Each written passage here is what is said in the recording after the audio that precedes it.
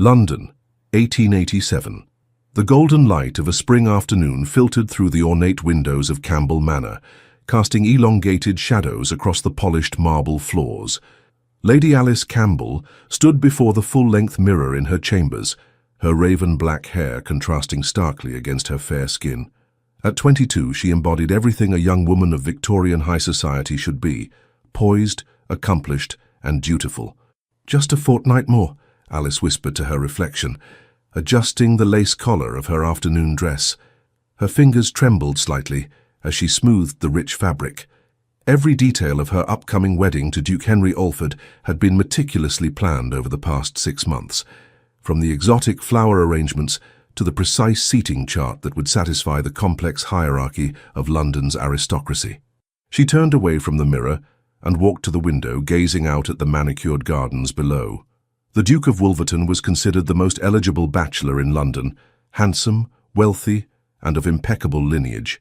Their match had been celebrated throughout society, her father beaming with pride at securing such a prestigious connection for the Campbell family. Yet sometimes, in quiet moments like this, Alice wondered why Henry's grey eyes never seemed to truly see her. Their soft knock interrupted her thoughts. "Enter," Alice called, composing herself quickly. Mrs. Wilson, the housekeeper who had served the Campbell family since before Alice's birth, stepped into the room. Her familiar presence brought Alice comfort during these days of mounting anticipation. "Lady Alice, your mother requests your presence in the east parlour. The seamstress has arrived for your final fitting." "Thank you, Mrs. Wilson. Please inform Mother I shall be down momentarily." When Mrs. Wilson departed, Alice turned once more to the mirror, studying her reflection with a critical eye. She had been raised for this moment, to make an advantageous match, to elevate her family's already considerable standing. The Duke was everything she had been taught to desire in a husband. "This is everything you've been raised for," she reminded herself firmly. "Everything will be perfect." The fitting lasted longer than expected, with Alice's mother insisting on minute adjustments to the elaborate wedding gown. By the time she was released from the seamstress's attentions, Alice's nerves felt as tightly pinned as the dress's delicate lace.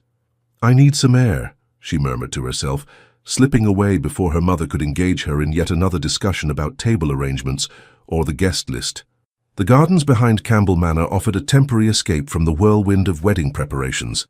Spring had coaxed the first roses into bloom, their sweet fragrance filling the air as Alice walked along the stone paths. She had always found solace among the flowers, away from the constant scrutiny of society. As she rounded a corner near the ornamental pond, voices drifted toward her from a secluded alcove, one distinctly belonging to her fiancé. Alice slowed her steps, a smile forming on her lips at the unexpected chance to see Henry. "You know my position is impossible," Henry's voice carried, tinged with frustration. "The Campbell fortune is necessary if I'm to restore Wolverton to its former glory." Alice froze, her hand clutching the cool stone of a nearby statue. "And what of us?" The second voice was unmistakably female, refined and heartbreakingly familiar, her cousin, Lady Penelope Winthrop. "Patience, my love. Once we are married, Alice will be occupied with her charitable endeavours and social obligations. We shall have ample opportunity to continue as we always have." Alice's breath caught in her throat. She should walk away, pretend she had heard nothing, but her feet seemed rooted to the ground. "I cannot bear to see you wed to another, Henry, even if she is my own cousin. The marriage is merely a business arrangement. You alone hold my heart, Penelope." Unable to restrain herself, Alice stepped forward, rounding the hedge that had concealed them. The sight before her confirmed her worst fears. Henry holding Penelope in an intimate embrace, their lips having just parted from what was clearly a passionate kiss. "I see," Alice said, her voice unnaturally calm despite the violent trembling of her hands. "How convenient for you both." Henry released Penelope immediately, his face draining of colour. "Alice, this is not what it appears." "Is it not?" Alice raised an eyebrow, summoning every ounce of dignity she possessed. "It appears that my fiancé and my cousin have been engaged in a romantic affair behind my back. It appears that my impending marriage is nothing more than a financial transaction. Tell me, Henry, which part have I misunderstood?" Penelope at least had the decency to look ashamed, her cheeks flushing crimson as she averted her gaze. Alice, be reasonable. Henry stepped toward her, his voice lowered as though they were discussing something as trivial as the weather. Marriages in our circle are seldom about affection. They are alliances between families, consolidations of wealth and status. What Penelope and I share need not interfere with our arrangement. A cold clarity washed over Alice. All the small inconsistencies of the past months, Henry's occasional distraction, Penelope's overzealous interest in the wedding preparations, suddenly formed a complete picture. "You mistake me for a fool, Your Grace," Alice said, her voice barely above a whisper. "Our arrangement, as you call it, is terminated. I will not be made a mockery by becoming your Duchess while you carry on with my own blood relation." "Don't be hasty." Henry's expression hardened, his charm giving way to calculation. "Think of the scandal, your family's reputation. Your father has already announced the match to everyone of consequence in England. How considerate of you to be concerned for my family's reputation while dishonoring me," Alice replied, surprising herself with the steadiness of her voice despite the storm raging within. "Good day, Your Grace." "Cousin?" With a formal curtsy that bordered on insolence, she turned and walked away, her back straight despite the weight of betrayal crushing her heart. Behind her, she heard Penelope's frantic whispers and Henry's harsh commands to fix this mess. But Alice continued walking, each step carrying her further from the future she had so carefully planned. By the time she reached her chambers, Alice's composure had fractured. She dismissed her lady's maid with a choked request for privacy and sank to the floor beside her bed, finally allowing the tears to fall freely. Everything, the months of preparations, the expectations of society, her own modest dreams of companionship with a respected husband, had shattered in an instant. Yet beneath the pain and humiliation, a small, unfamiliar spark of defiance began to glow. For the first time in her life, Lady Alice Campbell contemplated the unthinkable, refusing to fulfill her duty as prescribed by her family and society. The wedding was in 2 days. Everyone who mattered in London would be in attendance. The scandal of calling it off would be enormous, but the alternative was unthinkable. As evening shadows lengthened across her room, Alice rose from the floor, dried her tears, and moved to her writing desk. Her hand trembled as she dipped her pen in ink, but her resolve had solidified into something cold and hard as diamond. She would not marry a man who valued her only for her fortune. She would not spend her life turning a blind eye to his indiscretions with her own cousin. She would not allow herself to be made a fool before all of society. But where could she go? Her parents would never support her decision to break the engagement. They would insist the wedding proceed regardless of Henry's betrayal. Alice needed an ally, someone of sufficient standing to offer protection, yet independent enough to defy convention.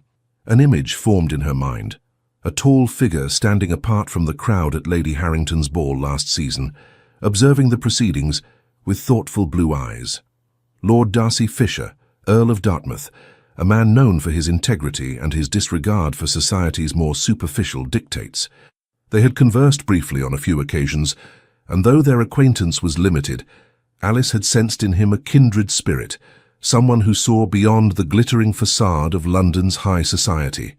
"Dear Lord Darcy Fisher," she began, her penmanship unusually unsteady, "I find myself in need of counsel that only someone of your particular discretion and integrity might provide.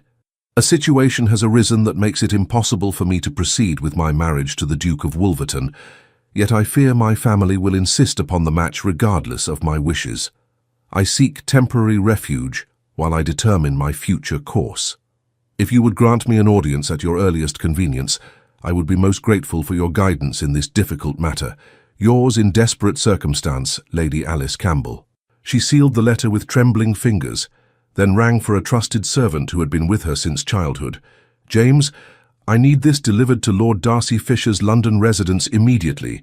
It is a matter of utmost urgency and must be placed directly into his lordship's hands. Can I trust you with this task?" The elderly servant bowed. "Of course, Lady Alice. I shall see to it personally." As James departed with the letter, Alice turned to face the window. The sun was setting over London, casting a golden glow across the city's spires and rooftops. By this time tomorrow, she would either be on her way to sanctuary or trapped in a future she could no longer bear to contemplate. The choice had been made.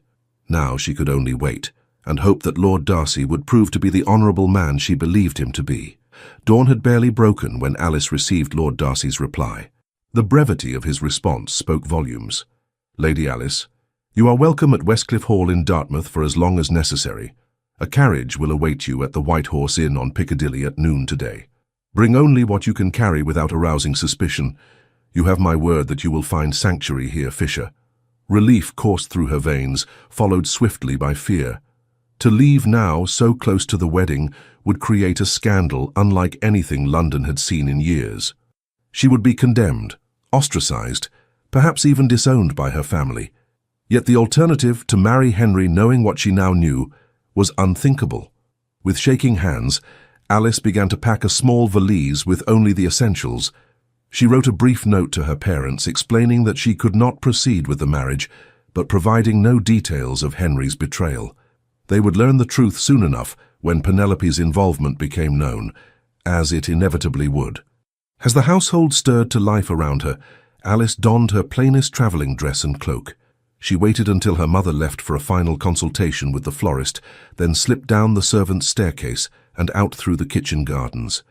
The streets of London were beginning to bustle with morning activity as Alice made her way toward Piccadilly, her heart pounding with every step. By the time she reached the White Horse Inn, her nerves were stretched to breaking point, but the sight of a well-appointed carriage bearing Lord Darcy's crest steadied her resolve. The coachman helped her inside without question, securing her valise and immediately setting the horses in motion. As the carriage pulled away from London, Alice felt a curious mixture of terror and liberation wash over her. For the first time in her life, she had defied expectations. For the first time, she had chosen her own path. Whether that path would lead to ruin or redemption remained to be seen. The carriage rattled along the coastal road, each turn bringing Lady Alice Campbell further from London and the scandal she had left in her wake. 2 days had passed since she had fled Campbell Manor, with nothing but a small valise and the clothes on her back. 2 days since she had abandoned her own wedding, leaving a church full of England's most prominent aristocrats whispering behind gloved hands. The morning newspapers would be ablaze with speculation by now. Alice closed her eyes, imagining the headlines. Campbell heiress disappears on wedding day, or perhaps more scandalously, Duke of Wolverton left at the altar. What they wouldn't report, what only she, Henry and Penelope knew, was why. Alice gazed out at the passing countryside, watching as the rolling hills of inland England gradually gave way to the more dramatic landscapes of Devon. She had never travelled this far west before. Her world had been limited to London during the season, her family's country estate in Hampshire during the summer months, and occasional visits to other aristocratic homes for hunting parties or holiday celebrations. This journey represented more than mere physical distance. It was a departure from everything familiar, everything safe. With each mile, Alice felt both increasingly vulnerable and strangely liberated. "We're approaching Dartmouth, my lady," the driver called back, interrupting her thoughts. "We'll reach Westcliff Hall within the hour." Alice straightened her posture and adjusted her travelling cloak. She had never visited Lord Darcy Fisher's coastal estate, but had heard it described as one of the most breathtaking properties in Devon. The carriage rounded a bend, and suddenly the coastline spread before her, the afternoon sun glinting off the distant waters of the English Channel. The sight momentarily took her breath away. Unlike the gentle, manicured landscapes she was accustomed to, this coastline was wild and dramatic, towering cliffs dropping away to the churning sea below, the wind shaping the sparse trees into permanent bends.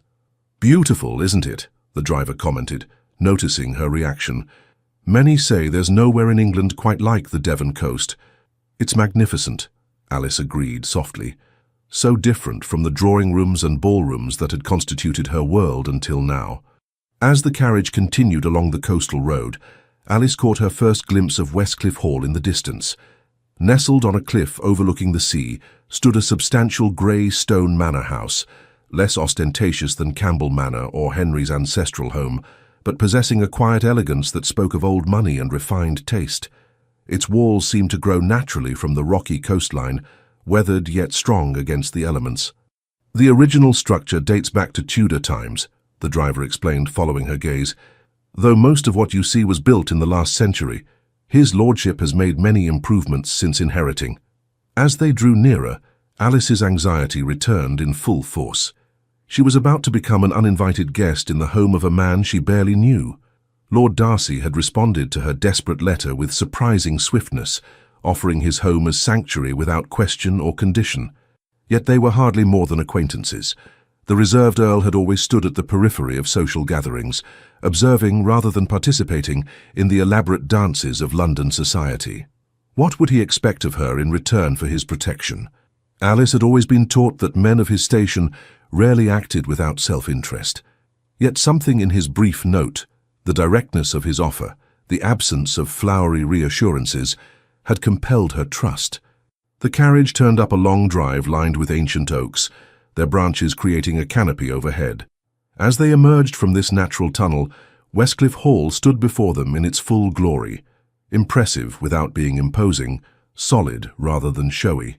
The carriage came to a stop and a footman immediately appeared to assist her descent. Alice gathered her courage along with her skirts and stepped down, feeling the bracing coastal air fill her lungs. The wind was stronger here than in London, carrying the tang of salt and the distant cry of seabirds. Standing at the entrance was not a butler as she had expected, but Lord Darcy himself. At 32, the Earl of Dartmouth cut an imposing figure, tall and broad-shouldered, with features that might be described as severe were it not for the warmth in his deep blue eyes.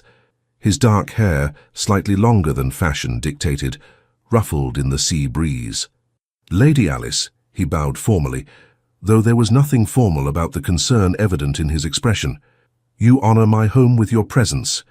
"Lord Darcy," Alice curtsied, suddenly acutely aware of her travel-worn appearance and the impropriety of her situation. "I cannot adequately express my gratitude for your hospitality, especially given the unusual circumstances." Something like a smile flickered across his face. "I believe unusual circumstances may be the most diplomatic description of recent events I have yet heard." He offered his arm. "Come inside. You must be exhausted from your journey." The entrance hall of Westcliff Hall was a study in understated elegance. Polished wood floors covered with faded Persian rugs, walls adorned with portraits of what Alice presumed were fisher ancestors, and tall windows that allowed the coastal light to illuminate every corner. "Your home is beautiful," Alice said, meaning it. Where Campbell Manor and other London residences were designed to impress with their opulence, Westcliff Hall seemed created for comfort and practicality, without sacrificing refinement. "Thank you. It has been in my family for generations, though I confess I have made some adjustments to suit my own preferences since inheriting." Darcy gestured toward a wide staircase. "Mrs. Winters, my housekeeper, has prepared chambers for you in the east wing. The views of the coastline are particularly fine from there." A middle-aged woman with a kind face appeared in the doorway, curtsying respectfully. "Welcome to Westcliff Hall, Lady Alice. I'm Mrs. Winters. If you'll follow me, I'll show you to your rooms." "Thank you," Alice replied, grateful for the woman's matter-of-fact manner, which betrayed no curiosity about her unexpected arrival. "A maid named Rebecca has been assigned to attend you," Lord Darcy added. "She's young but quite capable. If you find her unsuitable for any reason, Mrs. Winters will make alternative arrangements." Alice was touched by his thoughtfulness. "I'm sure she'll be perfectly adequate. I don't require elaborate attendance." "Dinner will be served at 7, Lord Darcy informed her, "but please do not feel obligated to join me if you require rest. I have instructed the staff to accommodate your needs, whatever they may be." Alice sensed the unspoken question beneath his courtesy. Why had she come to him of all people? They had crossed paths at numerous social functions over the years, exchanged pleasantries, perhaps shared a dance or two at the insistence of mutual acquaintances. But they were hardly confidants. "I shall join you for dinner, my lord," she replied, "and perhaps then I might explain my presumption in seeking your assistance." He nodded, the faintest smile again touching his lips. "Until this evening, then."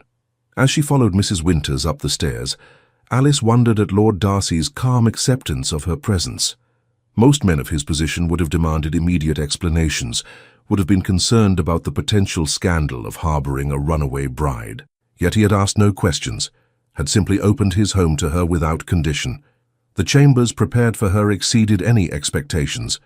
A spacious bedroom with a large four-poster bed, draped in blue velvet, opened onto a private sitting room, with windows that indeed offered spectacular views of the coastline. A dressing room and bathing chamber completed the suite. His lordship had these rooms refurbished last year, Mrs. Winters explained, as she showed Alice around. They were originally intended for his mother when she visited, but the Dowager Countess found the sea air too bracing for her constitution. She prefers the west wing, which is more sheltered from the winds. They're lovely, Alice said sincerely, far more than I could have hoped for. A bath has been prepared for you, Mrs. Winters continued, opening the door to the bathing chamber where steam rose from a large copper tub. Rebecca will assist you, and then perhaps you might like to rest before dinner.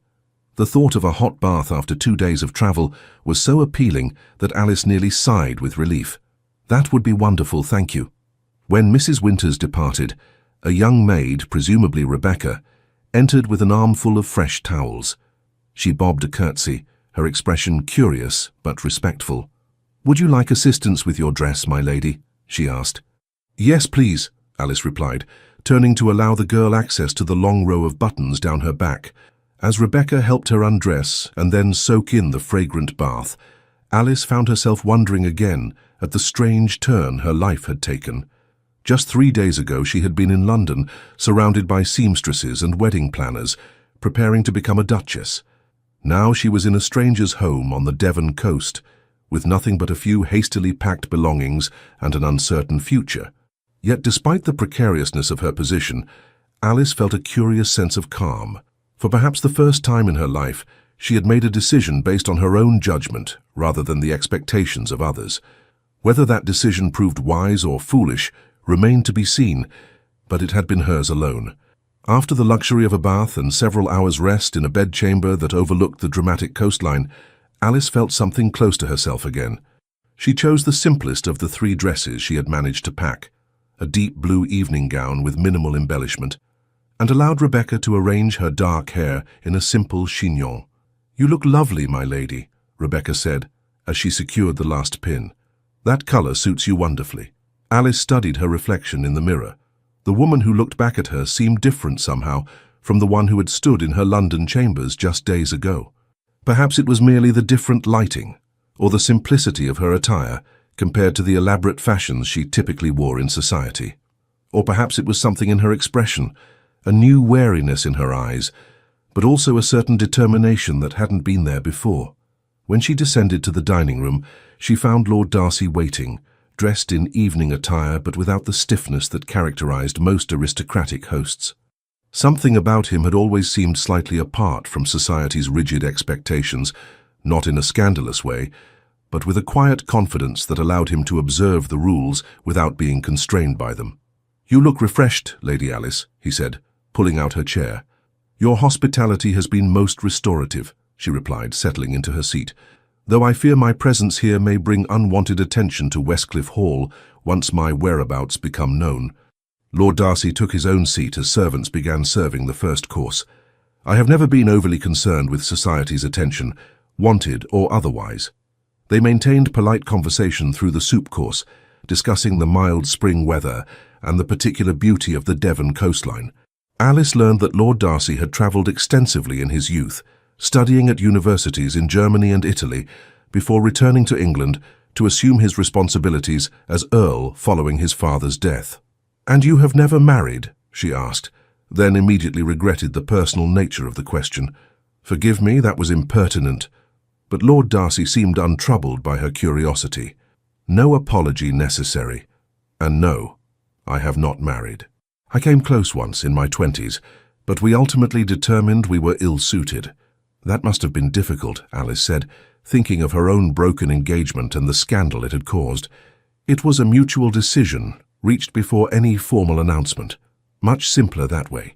His gaze met hers briefly, and she understood his unspoken acknowledgement of her very different circumstances.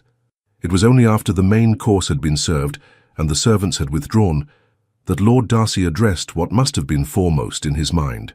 "May I ask what precipitated your departure from London on what was to be your wedding day?" His tone was gentle, without judgment. Alice set down her fork. Her appetite suddenly diminished. "I discovered that the Duke of Wolverton's interest in our match was purely financial," she said carefully, "and that his affections were engaged elsewhere." Lord Darcy's expression remained neutral, though she detected a tightening around his eyes. "I see. With my cousin, Lady Penelope Winthrop." The words tasted bitter on her tongue. "I found them together the day before the wedding." Now a flash of genuine anger crossed his features. "The man is a fool," he said simply.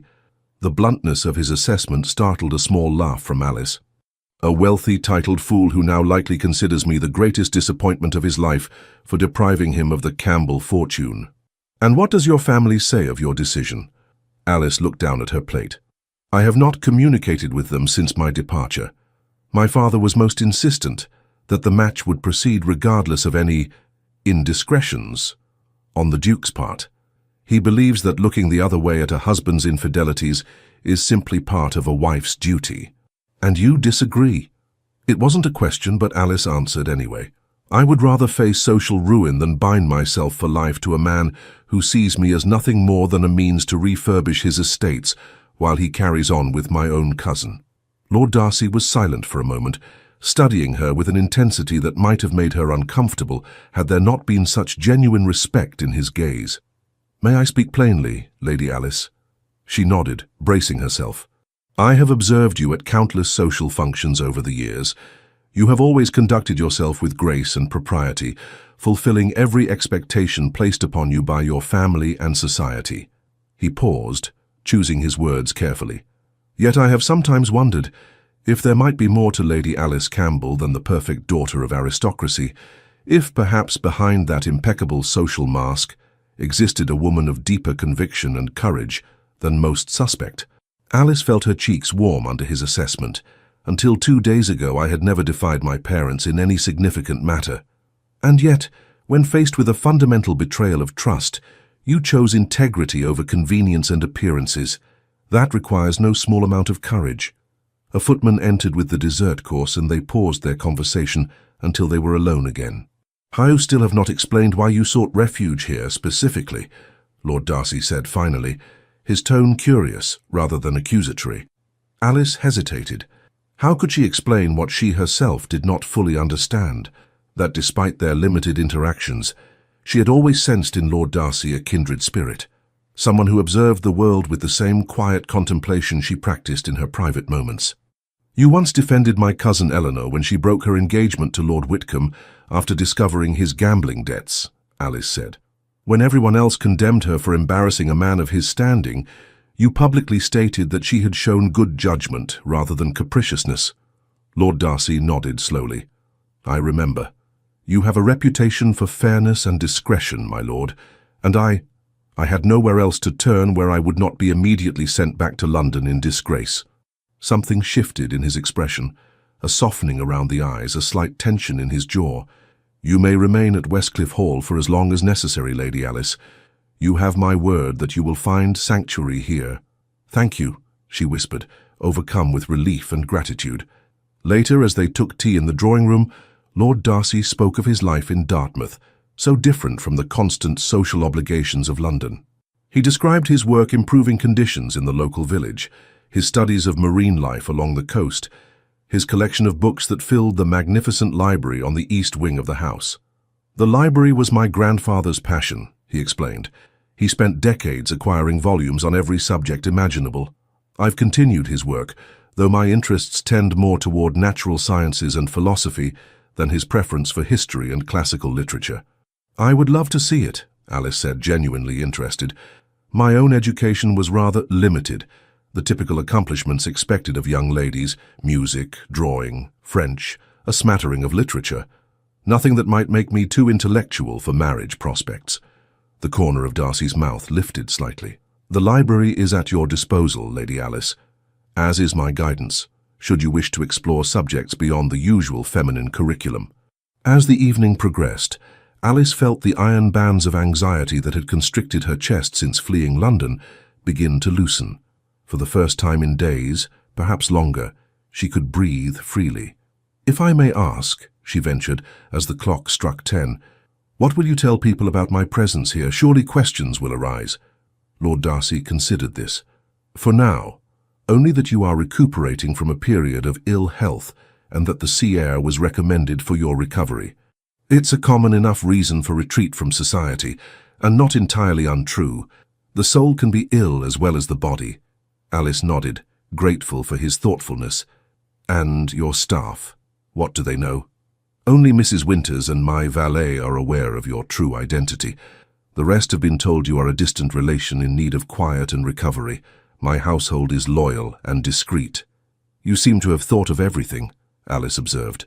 Not everything, I'm sure, he replied with a small smile, but enough to ensure your peace while you determine your next steps. When she finally retired to her chambers, exhaustion overtook her, but it was a different sort than she had experienced in London. There she had been worn down by expectations and appearances. Here, despite the uncertainty of her future, she felt the curious lightness that comes with honoring one's own truth, whatever the cost. Outside her window, the moonlight cast a silver path across the dark waters of the channel.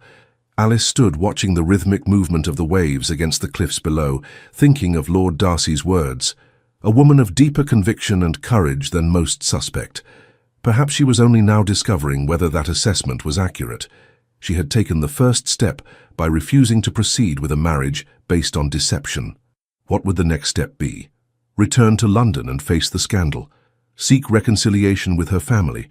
Or perhaps forge a new path entirely? For the first time in her life, the answer wasn't prescribed by society or family expectations. The choice would be hers alone.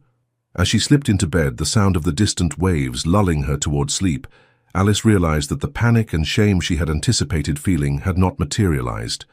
Instead, there was a strange sense of possibility. As though in losing the future she had been raised to expect, she had gained the opportunity to discover a life of her own choosing. Whether that opportunity would lead to happiness or heartbreak remained to be seen. But for tonight, in the sanctuary of Westcliff Hall, with the unexpected alliance of a man who seemed to see her more clearly than anyone ever had, Alice allowed herself to hope. As the first light of dawn filtered through the curtains of Alice's bedchamber at Westcliff Hall, she woke to the sound of seabirds calling along the cliffs. 3 weeks had passed since that fateful night when she had first arrived, exhausted and uncertain, at Lord Darcy's doorstep. 3 weeks since she had chosen the path of integrity over convention, fleeing a marriage built on deception. With each passing day, the weight of scandal that had initially threatened to crush her spirit had gradually lightened. From the safe distance of Dartmouth, the whispers and condemnations of London society lost their power to wound. In their place, Alice discovered something unexpected, a growing sense of her own strength and the quiet contentment that comes from living in accordance with one's true nature. Her parents had written several increasingly desperate letters, first demanding she return to London immediately, then pleading with her to reconsider the match with Henry.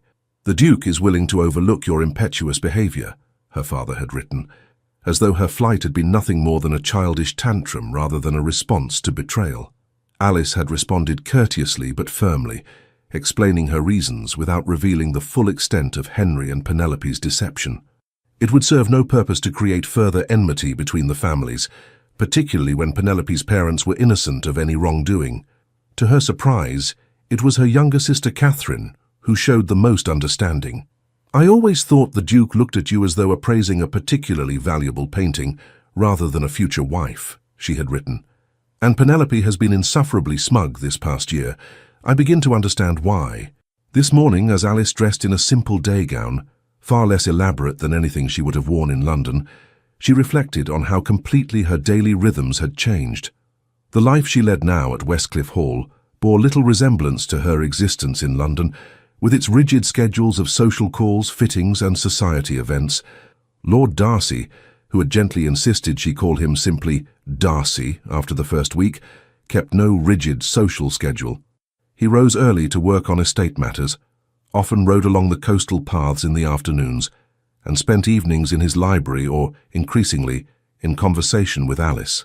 She had begun to join him for these morning rides, discovering in herself an affinity for horsemanship that had been suppressed by London's more restrictive ideas about appropriate feminine activities. On her first ride, Darcy had offered her a side saddle, but upon seeing her hesitation had suggested an alternative. "My mother always preferred riding astride when away from judgmental eyes," he had said, a mischievous glint in his usually serious gaze. "I keep a suitable habit in the stables for when she visits, though she rarely does so now, preferring the comfort of Bath to our wild coastline. That first ride along the cliffs, feeling the power of the horse beneath her and the wind in her hair, had been a revelation. Like so many things at Westcliff Hall, it represented a freedom Alice had never known she craved until it was offered. Now, as she made her way down to breakfast, Alice found Darcy already at the table, reading correspondence while enjoying his morning coffee. He rose when she entered, a courtesy he never neglected despite the growing informality between them.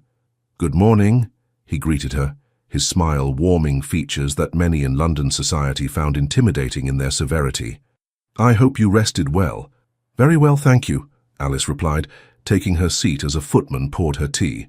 "Though I confess I'm eager for our planned visit to the village today. I finished the books for the lending library catalogue and would like to deliver them to Mr. Patterson." Darcy nodded, pleased. When he had mentioned his project to establish a lending library for the village, Alice had immediately offered her assistance, applying the organizational skills previously devoted to seating charts and guest lists to something of more substantial value. "Patterson will be delighted," Darcy said. "He mentioned yesterday that several of the fishermen's children have already expressed interest in borrowing books once the library opens." Their conversation continued easily through breakfast, discussing the day's plans and local matters. Alice marveled at how comfortable this had become, this sharing of thoughts and ideas with a man who treated her as an intellectual equal rather than an ornamental accessory. "There's a letter for you," Darcy mentioned, passing a sealed envelope across the table. "From London, I believe." Alice recognized her sister Catherine's handwriting and opened it eagerly. As she read, her expression grew troubled. "Is something amiss?" Darcy asked, his concern evident. "Catherine writes that Henry has been spreading his own version of events throughout London," Alice explained, her voice tight. "He claims I suffered some sort of nervous collapse brought on by wedding anxiety, and that he has been most patient and understanding about my fragile mental state." Darcy's expression darkened. "The man's arrogance is boundless. To betray you and then presume to control the narrative of your departure. He also apparently hints that he expects me to return once I've regained my senses," Alice continued, the paper trembling slightly in her hand. "Catherine says there are already wagers being placed in the gentlemen's clubs about how long before I come crawling back to beg his forgiveness." "And your reputation in all this?" Darcy asked quietly. "Damaged, of course, but salvageable, provided I return contrite and accept Henry's magnanimous forgiveness." Alice folded the letter carefully. "Catherine says our mother has taken to her bed with migraines, and our father alternates between rage and diplomatic efforts to minimize the scandal." Darcy was silent for a moment, studying her face. "And how does this news affect your own thoughts about your future?" It was a direct question, typical of his straightforward manner. In the weeks since her arrival, Darcy had never pressed her about her plans, offering instead the gift of time and space to determine her own mind. "I find myself surprisingly unmoved by it all," Alice admitted, somewhat astonished at her own reaction. "A month ago, the thought of being the subject of such gossip would have horrified me. Now," she shrugged slightly, "I cannot bring myself to care what people who have never truly known me might think." A smile of approval crossed Darcy's face. "Freedom often begins when we cease to be governed by others' opinions. Is that why you've always seemed so comfortably apart from society's more ridiculous conventions?" Alice asked, curious about the man who had become both her protector and increasingly her friend. "Partly," he acknowledged, "though I've had the advantage of being a man of independent means. Society allows men far more latitude for eccentricity than it does women." "A profound injustice," Alice remarked. "Indeed." Darcy set down his coffee cup. "Shall we prepare for our village visit? If we leave within the hour, we can be present when the new schoolhouse roof is completed. I've promised the children they might place small mementos in the roof beam for posterity." Alice smiled, her concerns about London gossip already receding in the face of more meaningful endeavours. "A wonderful idea. I'll fetch my bonnet and meet you at the stables." The village of Dartmouth nestled between the hills and the harbour, its narrow streets lined with buildings of stone and timber that spoke of centuries of seafaring history. As Alice and Darcy walked from the schoolhouse toward the harbour, they made an incongruous pair, the Earl in his simple but immaculately tailored country attire, and the daughter of aristocracy in a dress far less elaborate than anything she would have worn in London. Yet Alice had come to love these walks through the village, where Darcy greeted each person by name and showed genuine interest in their lives.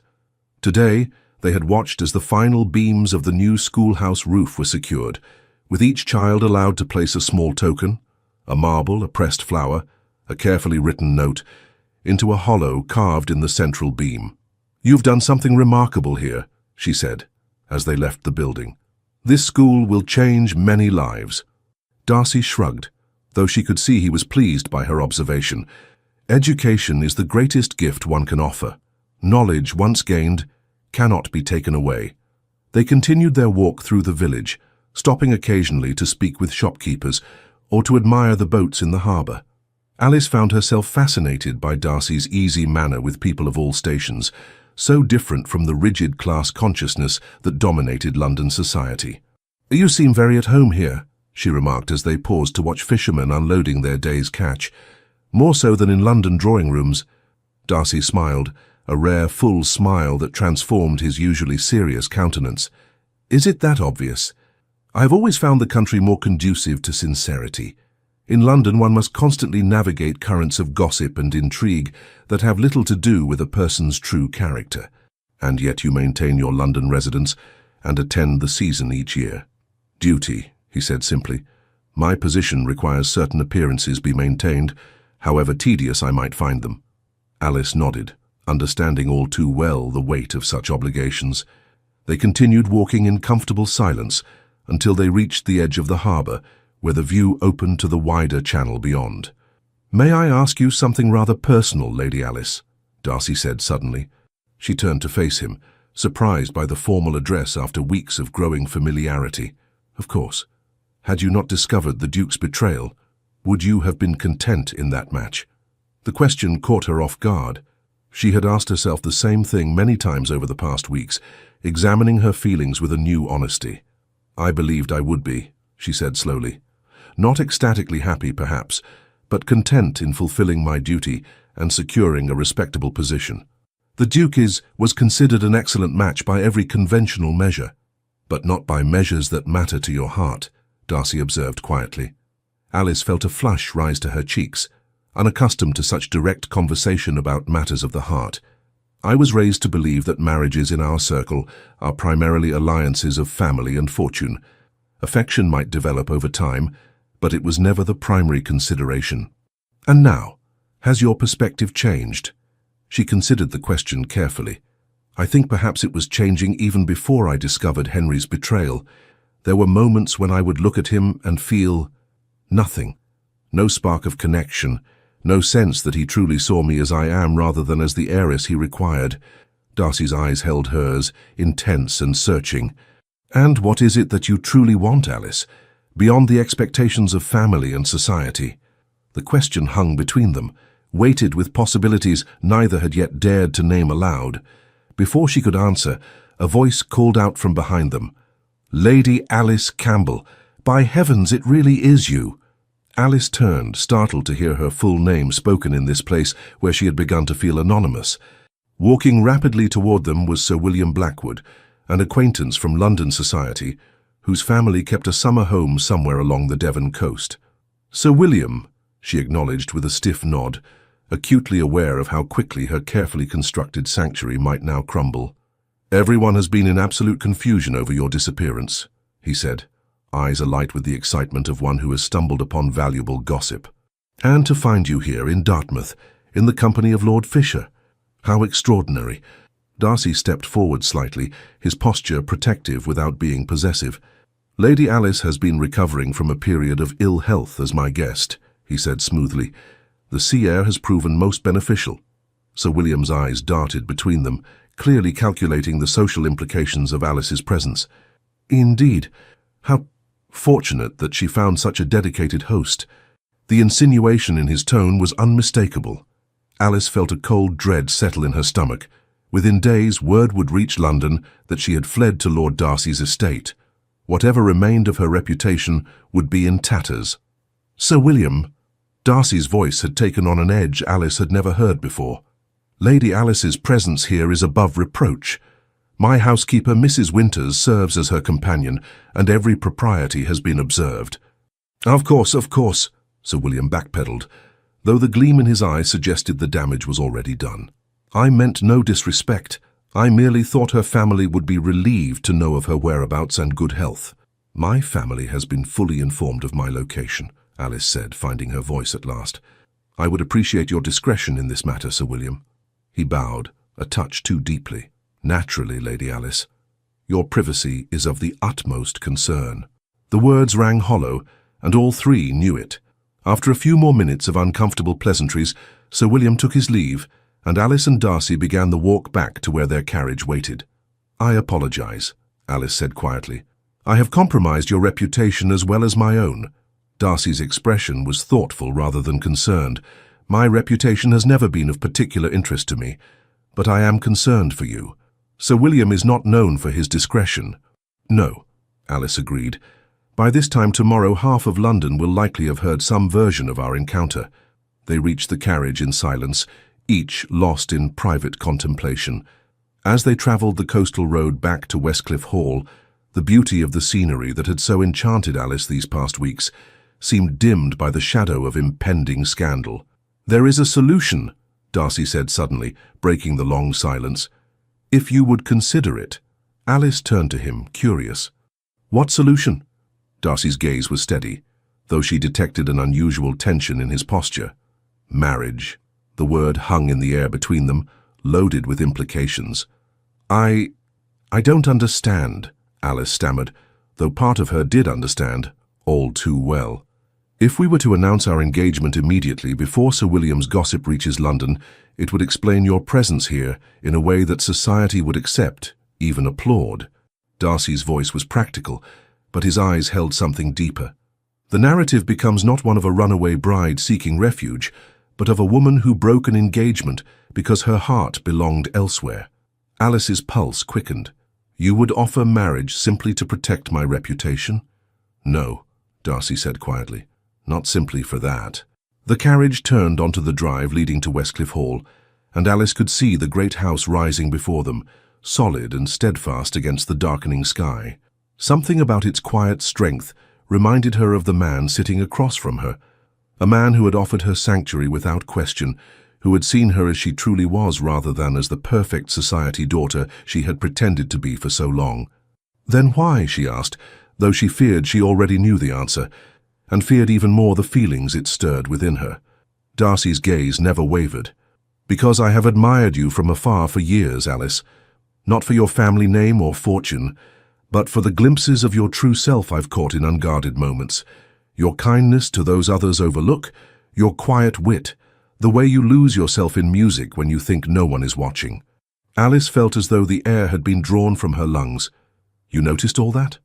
"I notice everything about you," he said simply. "I always have." The carriage came to a stop before the main entrance, but neither moved to disembark. "This is not how I would have chosen to declare myself," Darcy continued. "I would have courted you properly, given you time to know your own heart, without pressure or scandal forcing your hand. But circumstances being what they are—" He paused, then reached across to take her hand gently in his. "I am offering not just a solution to your current predicament, Alice, but a life together based on mutual respect and affection. Perhaps not the grand passion of novels, but something real and enduring." Alice looked down at their joined hands, feeling the warmth of his palm against hers. In London, she had been prepared to marry a man who saw her as nothing more than a means to an end. Here was a man offering something far more valuable, a partnership of equals founded on genuine regard.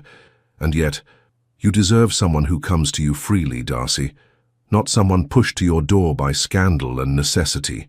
A small smile touched his lips. "Do you imagine I would have offered if I believed your acceptance would be merely practical? I have observed you these past weeks, Alice. I have seen how you've blossomed away from the constraints of London society. I believe there is something growing between us that, given time, could become profound." Before she could respond, the carriage door opened and a footman appeared to assist their descent. The moment of intimacy was broken, but the weight of Darcy's words remained. "Think on it," he said quietly as they walked toward the house. "There is no need for an immediate answer." But as they entered Westcliff Hall, A commotion in the entrance hall made it clear that time for careful consideration might be a luxury they no longer possessed. Standing in the center of the marble floor, his traveling clothes immaculate despite the long journey, was Henry Alford, Duke of Wolverton.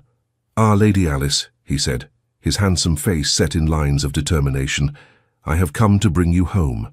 The entrance hall of Westcliff Hall had never seemed so cavernous to Alice as it did in that moment, with Henry's unexpected appearance creating a tableau that seemed frozen in time. Darcy beside her, tension evident in the set of his shoulders, Henry standing before them with the confidence of a man accustomed to getting his way, and between them Alice herself, no longer the pliable society daughter, but a woman who had begun to recognize her own worth. The air itself seemed charged with the collision of two worlds, her past in London society with all its gilded constraints, and her present at Westcliff Hall with its newfound freedom. The clock in the corner ticked loudly in the strained silence, each second marking the distance between the woman she had been and the woman she was becoming. "Your Grace," she said coolly, deliberately using his title rather than his given name. "This is an unexpected visit." Henry's smile did not reach his eyes.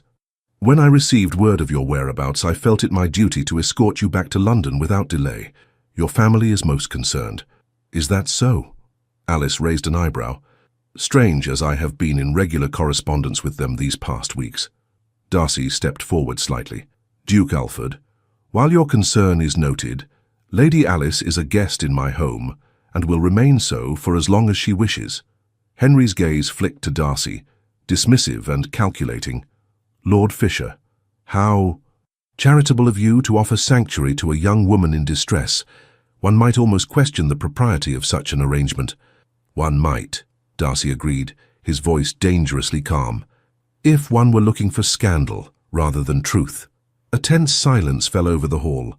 Alice could feel the growing animosity between the two men and knew she must take control of the situation before it escalated further. "Your Grace," she said, stepping forward, "you have made a long journey. Perhaps you would care for refreshment before we continue this discussion." Henry looked momentarily wrong-footed by her composure. He had clearly expected tears, pleas, or at the very least, embarrassment at being discovered. Alice felt a small surge of satisfaction at his confusion. "That would be acceptable," he conceded. Darcy gave instructions to the butler, and soon they were seated in the drawing room, an uncomfortable triangle with tea and cakes that no one touched. "I understand you were seen in the village today," Henry said, directing his words to Alice while pointedly ignoring Darcy. "By tomorrow, all of London will know where you've been hiding these past weeks. Your reputation will be irreparably damaged." "My reputation was of little concern to you when you were kissing my cousin in our garden," Alice replied evenly. Henry had the grace to flush slightly. A momentary indiscretion, nothing more. Hardly worth destroying an advantageous match over. "Advantageous for whom precisely?" Alice asked. "For you, certainly, with access to my fortune to restore your estates. For my family, perhaps, with the prestige of a ducal connection. But what advantage was there for me in a husband who saw me as nothing more than a convenient heiress?" Henry's expression hardened. "This is not the behavior of the Lady Alice Campbell I knew in London." "Perhaps you never truly knew me at all," she countered. "Regardless," Henry pressed on, "the fact remains that your presence here, unchaperoned in the home of a bachelor, has created a situation that can only be resolved by your immediate return to London." Alice felt Darcy tense beside her. Before he could speak, however, there was a commotion in the hallway and the butler appeared at the door. "My lord, I apologize for the interruption, but Lady Penelope Winthrop has arrived and insists on seeing the Duke immediately." Alice watched as Henry's composure cracked for the first time. "Penelope is here," he hissed. "Tell her to wait in the carriage." But it was too late. Penelope swept into the room, her traveling costume immaculate despite the journey, her fair beauty a striking contrast to Alice's darker coloring. She stopped short at the sight of the three of them arranged in their uncomfortable tableau. "Henry," she said, her voice trembling slightly, "you promised you would simply speak with Alice and return directly. You said nothing about staying here yourself." The pieces fell into place in Alice's mind with sudden clarity. "You've been continuing your affair," she said, looking between Henry and Penelope. "All this time, while society condemned me for leaving you at the altar, You two have been together. Penelope at least had the decency to look ashamed. It wasn't. We didn't plan. Oh, spare me the protestations of innocence, Alice said, surprising herself with her forthright tone. What I cannot understand is why you've come all this way to retrieve me, Henry, when you clearly have no genuine desire for our marriage. Henry's jaw tightened. The Campbell fortune is still necessary for Wolverton's restoration. My personal feelings are irrelevant. And what of Lady Penelope's feelings? Darcy interjected, his voice quiet but firm. Do you intend to continue your relationship with her after marrying Lady Alice? My arrangements are none of your concern, Lord Fisher, Henry snapped. They became my concern when Lady Alice sought refuge in my home, Darcy replied. And they are most certainly her concern, as the woman you still apparently intend to make your Duchess. Alice looked at her cousin, seeing beyond her beauty to the vulnerability beneath. Penelope had always been the fragile one, easily influenced, desperate for affection after losing both parents at a young age. Penelope, she said gently, does Henry love you? Penelope's eyes filled with tears. He says he does. And yet he came here to reclaim me as his bride, Alice pointed out, for my fortune by his own admission. A flicker of doubt crossed Penelope's lovely face. He said it was necessary, that once the estates were restored, we could be together properly. As his mistress while I played the role of Duchess, Alice concluded. Is that truly what you want? To forever be the woman in the shadows? The tears spilled over onto Penelope's cheeks. I thought there was no other way. He said you would understand that aristocratic marriages were always like this.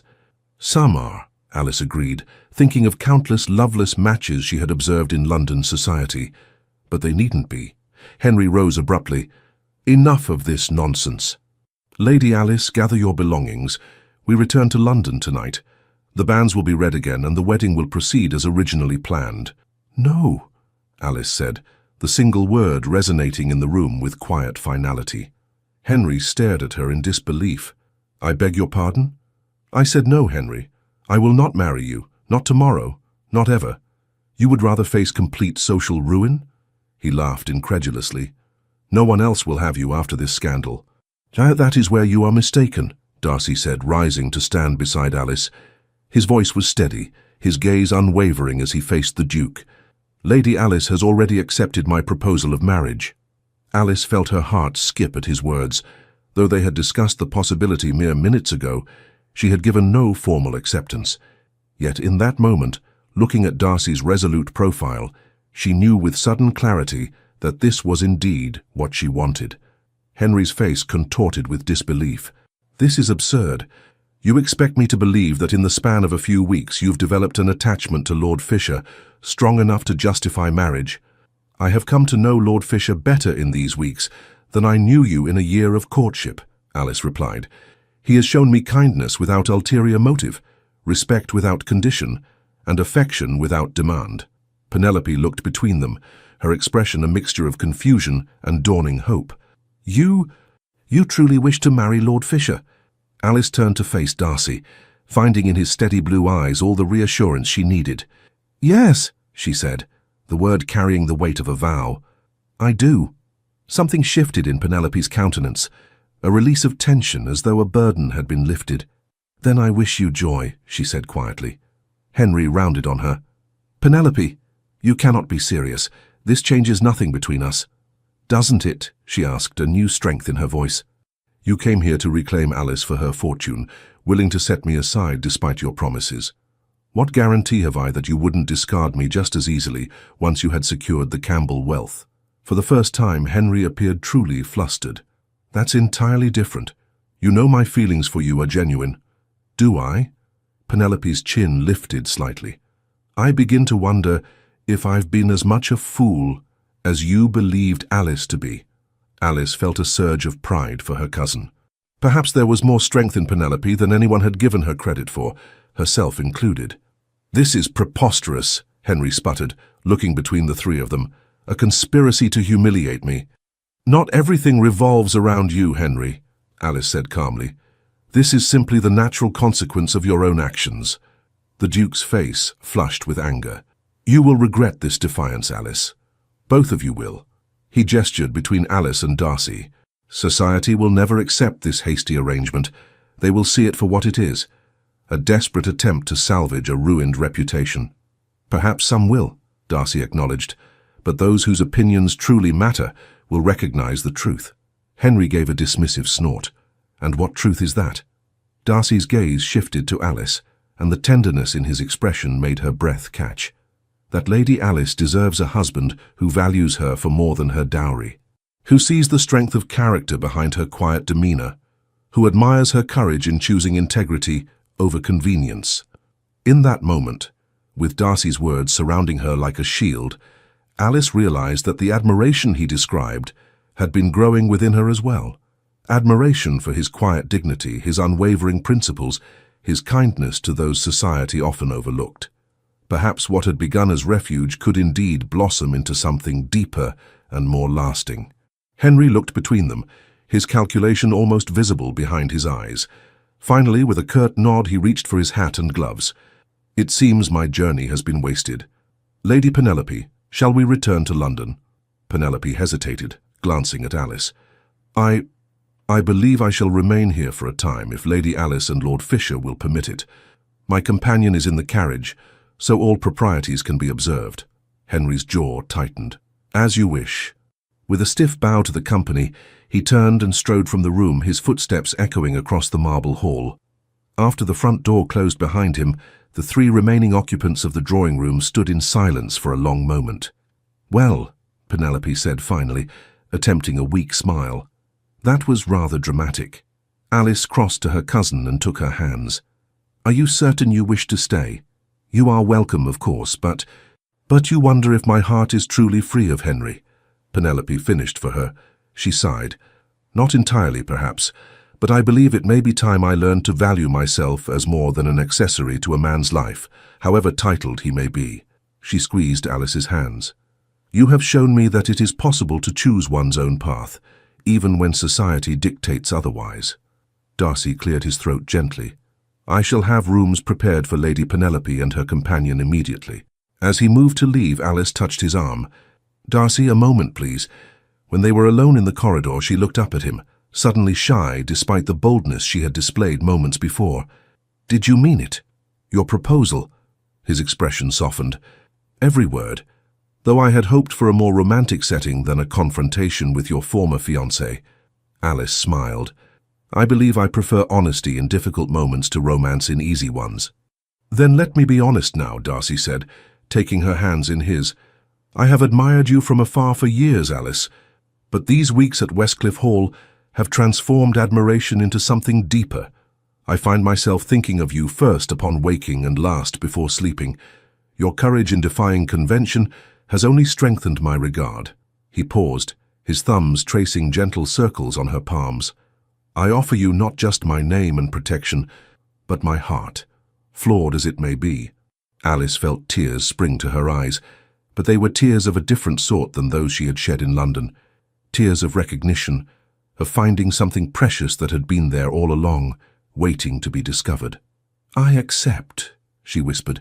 "Not out of necessity or gratitude, though I am indeed grateful. I accept because in you I have found someone who sees me truly, not as the perfect society daughter I pretended to be, but as the woman I am becoming." Darcy raised her hand to his lips, pressing a kiss to her knuckles with a reverence that made her heart flutter. "Then we shall discover together who we may become when freed from society's narrowest constraints." The announcement of the engagement of Lady Alice Campbell to Darcy Fisher, Earl of Dartmouth, was met with precisely the explosion of gossip and speculation that both had anticipated. The London papers could speak of little else for a fortnight, with theories ranging from the romantic to the scandalous. Alice's parents, after an initial period of shock and dismay, came to accept the match with something approaching enthusiasm once they had visited Westcliff Hall and observed the obvious affection between their daughter and Lord Darcy. The Earl's fortune, while not as vast as the Duke's, was substantial and, more importantly, free of the encumbrances that had driven Henry's desperate pursuit of the Campbell wealth. Lady Penelope remained at Westcliff Hall for a month, her presence serving both as propriety's requirement and as a period of healing for the cousins. By the time she returned to London, their relationship had been mended, and Penelope had developed a new resolve to make choices based on her own happiness rather than others' expectations. As for the Duke of Wolverton, he retreated to his country estate, where rumors suggested he was entertaining a succession of wealthy American heiresses, each a potential solution to his financial troubles. Alice found she could think of him now with more pity than anger, a man so focused on appearances and position that he had never learned to recognize true worth. The wedding took place in early autumn at the small stone church in Dartmouth Village, with sunlight streaming through ancient stained glass windows, and the sound of the sea providing a gentle backdrop to the vows. Alice wore a gown of ivory silk, simpler than the elaborate creation that had been prepared for her London wedding, but infinitely more suited to the woman she had become. As she walked down the aisle on her father's arm, her gaze locked with Darcy's, she felt none of the anxiety or doubt that had plagued her before her aborted wedding to Henry. Instead, each step carried her closer to a future built on mutual respect and growing affection, a foundation far stronger than social expectation or financial necessity. "You look radiant," Darcy whispered, as she reached his side. "I feel it," she replied truthfully, "for perhaps the first time." When they spoke their vows, the words carried the weight of genuine promise rather than social obligation. And when Darcy kissed her for the first time as husband and wife, Alice knew with absolute certainty that she had found not just a refuge from a bad match, but a true partner for whatever life might bring. The reception was held on the lawns of Westcliff Hall, with the spectacular coastal views serving as nature's own decoration. Alice's sister Catherine, who had supported her decision from the beginning, whispered in her ear as they embraced, "I have never seen you look so at peace." "Is that what this feeling is?" Alice smiled. "I had thought it might be happiness." "Perhaps they are one and the same," Catherine suggested. Later, as the celebration continued into evening, Alice found a moment of quiet with Darcy on the terrace overlooking the sea. "Do you have any regrets?" he asked, his arm warm around her waist. Alice considered the question seriously, as was her nature. "Only that I didn't have the courage to seek my own happiness sooner. I might have saved everyone considerable drama." Darcy chuckled. "I confess I cannot regret the path that led you to Westcliff Hall, however circuitous it may have been." "Nor can I, in truth," Alice admitted. "Sometimes the longest road leads to the most worthwhile destination." As the sun began to set, casting a golden glow across the water, Darcy turned to face her fully. "I made you a promise when I proposed, that what grows between us could become profound. I intend to spend our lifetime ensuring that promise is kept." Alice reached up to touch his cheek, no longer shy in her affection. "And I promise to continue discovering who I truly am, beyond the constraints of society's expectations. I believe you may find you've married a more interesting woman than you realized." "I am counting on it," Darcy replied, his smile warming his usually serious features. "After all, it was the glimpses of your true self that first captured my heart." As they rejoined their guests, Alice caught sight of her cousin Penelope deep in conversation with Darcy's friend, Lord James Harrington, her expression more animated than Alice had seen in months. Nearby, Catherine was charming the local gentry with her natural wit, while Alice's parents had apparently found common ground with Darcy's aunt, a formidable dowager with progressive ideas about women's education. These were the beginnings of a new chapter, not just for Alice and Darcy, but for all whose lives had been touched by the events set in motion that spring day in London, when Alice had discovered a betrayal that in the end had led her to a far greater happiness than she had ever dared imagine. Later that night, as she stood in the moonlit bedchamber that would now be theirs, Alice felt Darcy's arms encircle her from behind. "Welcome home, Lady Fisher," he murmured against her hair. Alice turned in his embrace, meeting his gaze with newfound confidence. "Home," she repeated. "Not because of these walls or this land, magnificent as they are." "No?" She shook her head, smiling up at him. "Home because I have found where I truly belong, with someone who sees me as I am and values what he sees." As Darcy lowered his lips to hers, Alice knew that their story was just beginning. A story built not on the glittering foundations of London society, but on the solid bedrock of mutual respect, growing affection, and the courage to choose one's own path, whatever the cost. In the end, it had cost her a duke but gained her an earl, and more importantly, a chance at genuine happiness. It was, Alice reflected, as she returned her husband's kiss with newfound passion, the most advantageous match she could possibly have made. Dear listener, as we conclude this journey with Lady Alice Campbell, I hope you have found not merely entertainment, but a reflection of truths that transcend time and circumstance. In the London of 1887 or in the cities of today, the courage to follow one's heart rarely comes without consequences. Like Alice, many of us face moments when the expected path is not the right one. Perhaps you have lived through your own version of this crossroads, a marriage that did not bring happiness, relationships that needed reassessment, or social expectations that stifled your true desires. What Alice's story teaches us is that it is never too late to choose authenticity. At 60, 70, or 80 years of age, we remain the authors of our own narrative. We can still, like Alice, discover parts of ourselves that have lain dormant beneath the weight of convention. Take with you tonight the certainty that true security comes not from yielding to external pressures, but from honoring the inner wisdom you have cultivated over decades. Like the solid Westcliff Hall facing the storms of the sea, you possess the strength to withstand life's uncertainties. As you rest your head upon your pillow tonight, allow yourself to feel the same peace that Alice found, not from having all the answers, but from having the courage to ask the right questions.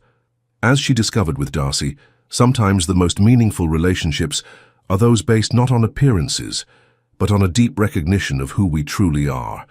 May your sleep be deep and restorative, sheltered by the knowledge that your journey, with all its unexpected turns, holds value and purpose. And may you awaken carrying the quiet assurance that, like Alice, you possess the strength to rewrite any chapter of your story that does not resonate with your heart. With profound gratitude for sharing this moment with us. Legends of the Fall. Thank you so much for staying with us until the end of this emotional journey. If this story touched your heart, please consider subscribing to our channel, liking the video and sharing it with others who love emotional, redemptive historical romances. Your support truly helps us keep telling stories that matter. From the bottom of our hearts, thank you. And don't forget, at the end of this video, another beautiful story awaits. Click and be surprised by more unforgettable tales just like this one.